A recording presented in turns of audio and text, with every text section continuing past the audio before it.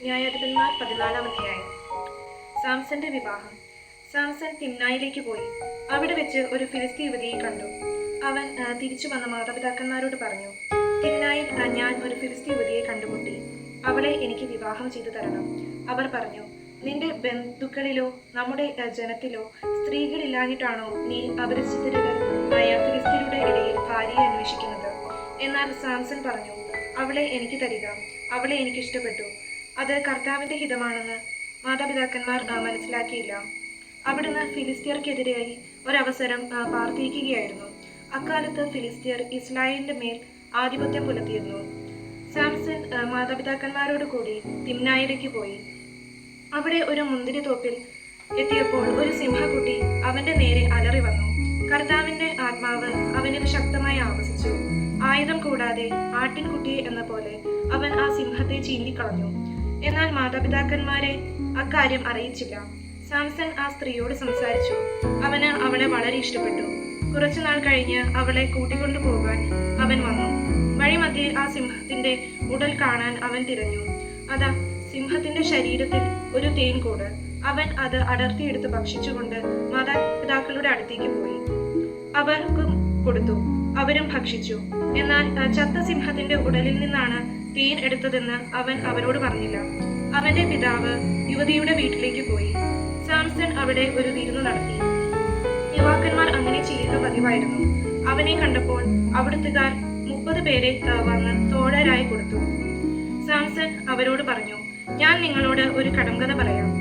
വിരുന്നിന്റെ 7 ദിവസത്തിനകം ഉത്തരം പറഞ്ഞാൽ ഓരോ ചണവസ്ത്രവും വിശേഷ വസ്ത്രവും തരാം. ഉത്തരം പറയാൻ സാധിക്കാതെ വന്നാൽ നിങ്ങൾ 30 ചണവസ്ത്രവും അത്രയും വിശേഷ വസ്ത്രവും എനിക്ക് തരണം. അവർ പറഞ്ഞു, നിന്റെ കടങ്കഥ കേൾക്കട്ടെ. അവൻ പറഞ്ഞു, ഭോക്താവിൽ നിന്ന് ഭോജനവും മല്ലനിൽ നിന്ന് മാധുര്യവും പുറപ്പെട്ടു. 3 ദിവസമായിട്ടും കടങ്കഥയുടെ പൊരുൾ അവർക്ക് കിട്ടിയില്ല.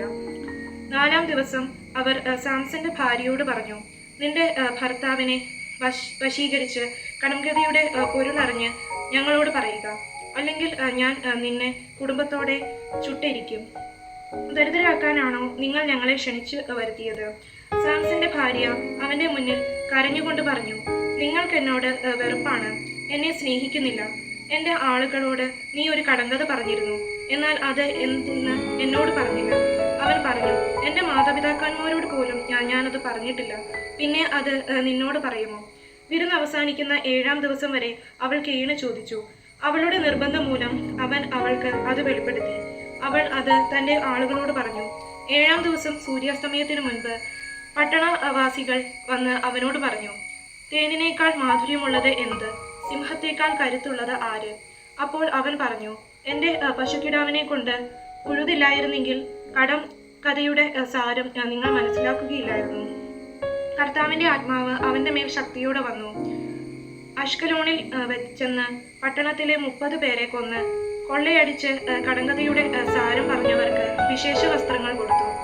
കോപാക്രാന്തനായി അവൻ തന്റെ പിതാവിന്റെ ഭവനത്തിലേക്ക് പോയി. സാംസന്റെ ഭാര്യ അവന്റെ മണവാളത്തോഴന്റെ ഭാര്യയായി. 1-ാം ചോദ്യം. ന്യായാധിപന്മാർ 14 അധ്യായത്തിൽ എത്ര വാക്യങ്ങളാണ് ഉള്ളത്? ഉത്തരം 20. 2-ാമത്തെ ചോദ്യം. ന്യായാധിപന്മാരുടെ പുസ്തകം 14-ാം അധ്യായത്തിന്റെ ശീർഷകം എന്ത്? ഉത്തരം സാംസന്റെ വിവാഹം. 3-ാം ചോദ്യം. സാംസൺ തിമ്നായിൽ ആരെയാണ് കണ്ടുമുട്ടിയത്? ഉത്തരം ഫിലിസ്തീ യുവതിയെ. 4-ാം ചോദ്യം. സാംസന്റെ കാലത്ത് ഇസ്രായേലിന്റെ മേൽ ആധിപത്യം പുലർത്തിയിരുന്ന ജനത ഏതാണ്? ഉത്തരം ഫിലിസ്തീയർ. 5-ാം ചോദ്യം. സാംസൺ മാതാപിതാക്കന്മാരോടൊപ്പം പോയത് എവിടെയാണ്? ഉത്തരം തിമ്നായിലേക്ക്. 6-ാം ചോദ്യം. ഫിലിസ്തീ യുവതിയെ കൂട്ടിക്കൊണ്ടു പോകാൻ വന്ന സാംസൺ വഴിമധ്യേ തിരഞ്ഞത് എന്തിനാണ്? ഉത്തരം സിംഹത്തിന്റെ ഉടൽ കാണാൻ. 7-ാം ചോദ്യം. എവിടെ എത്തിയപ്പോഴാണ് ഒരു സിംഹക്കുട്ടി സാംസന്റെ നേരെ അലറി വന്നത്?